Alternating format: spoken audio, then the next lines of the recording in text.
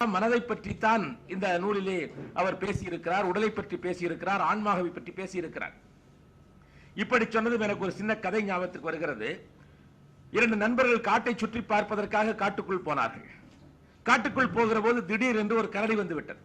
கரடி வந்ததும் ஒருவன் என்ன செய்தான், மரத்தின் மேலே ஏறிக்கொண்டான். இன்னொருவன் அங்கிருந்த குகைக்குள் குகையிலே பூந்து விட்டான். ரெண்டு பேர் காட்டுக்குள்ள போனா, ஒருத்தன் மரத்து மேல ஏறிட்டான், இன்னொருத்தன் குகைக்குள்ள பூந்துட்டான். இந்த கரடி போய் குகைக்கு முன்னால் நின்றுச்சு. உள்ளோட வெளியே வர்றா, கரடி அங்கேயே நிக்குது.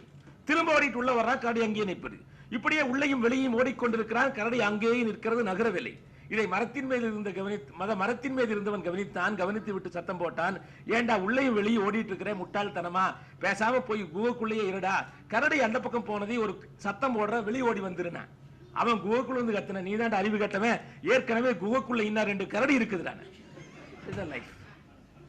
இப்படிதான் லைஃப். வீட்லயும் கரடி, வீதியிலையும் கரடி, நாட்டிலையும் கரடி. எத்தனை பிரச்சனை ஒரு நாள் நமக்கு. ஐயா பேசும்போது சொன்னார், எத்தனை பிரச்சனை மேல பிரச்சனை வந்துட்டே இருக்கு, வீசிட்டே இருக்கிற. ஒரு பக்கம் கிரிக்கெட்ல கூட ஒரு பக்கம் பால் வீசுறேன், நம்ம வாழ்க்கையில சுத்தியும் பால் வீசுறேன், எல்லாம் வர்றோம், எல்லாரும் ஆகுறான். அது போல எல்லாத்தையும் வீழ்த்திற்கு எல்லாரும் வெற்றி கொடி நாட்டுறான் பாருங்க. வீழ்த்திற்கு தான் கங்கணம் கட்டுறான். கிரிக்கெட்ல எடுத்துக்கங்க, கிரிக்கெட்ல ஒருத்த பேட்ஸ்மேன், அவன் ஒருத்தர் உழுக்காட்டுற கிரவுண்ட்ல எத்தனை பேர் இருக்க, ஒத்தையா நடக்குது. ஒருத்தர் அடிக்கிறான், அவன் அவுட் பண்றதுக்கு 11 பிளேயர்ஸ் இருக்கான். அதை தவிர்த்து 2 ரெஃபரி இருக்கா. அப்புறம் வந்து 3rd ரெஃபரி, அது பாத்துக்கிறான். அதை விட்டுருங்க, அவனுடைய க்ளோஸ்ட் எனிமி யார் தெரியுமா? அவனுடைய கோ ரன்னர். இவன் 99 வரும்போது அவன் ரன் அவுட் பண்ணுவான். நிறைய பாருங்க. ஏன்னா அவன் செஞ்சுரி அடிச்சுட்டான்னு அவன் ரேட்டிங் மேல போயிடும், இவனுக்கு மேல போயிடுவான். மேல போகாம அவன் பாத்துக்குவான், அவ்வளவுதான், வேற ஒண்ணுமே இல்லை. நிறைய பேர் அப்படிதான் உள்ளேயே புல்லிங். அதனாலேயே மனசு 1008 பிரச்சனைகளை சந்திச்சு கொண்டிருக்கிறது. யாருமே பிறக்க வேண்டும் என்று ஆசைப்பட்டு பிறக்கவில்லை, என்னை உட்பட.